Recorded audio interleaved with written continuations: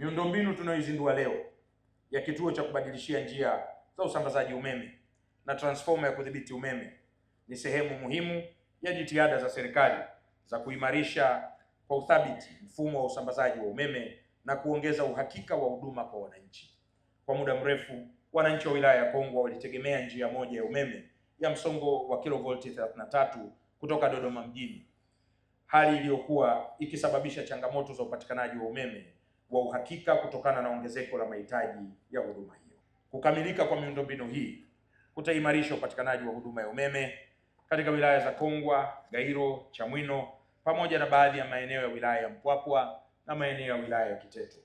Sisi kama wilaya ya Kongwa, kwa niaba ya wakuu wa wilaya wenzangu tunaofaidika na mradi huu, nitumie fursa hii kipekee kabisa kumshukuru sana Mheshimiwa Rais Daktari Samia Suluhu Hassan kwa namna ambavyo ameweza kutatua changamoto ya umeme kwa wilaya hizi zinazofaidika na mradi huu.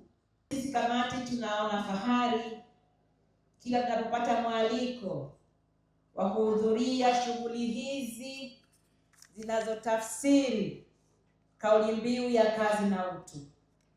Tunakushukuru wewe binafsi pamoja na mkurugenzi mtendaji wa shirika la TANESCO kwa namna ambavyo mmekuwa mkitoa ushirikiano wa dhati kwa kamati yetu ya nishati na madini. TANESCO tulikuwa tuna njia moja ya kusambaza umeme kutoka Zuzu kuja hapa yenye umbali wa kilomita hizo 92 inayozunguka kwenye maeneo na wilaya 5 tofauti. Ilikuwa inaleta adha moja kubwa. Tatizo linapoweza kutokea popote kati ya maeneo hayo yote matano, athari zinazoweza kujitokeza zilikuwa zinaathiri wateja wote waliopitiwa na njia hiyo ya kusafirisha umeme.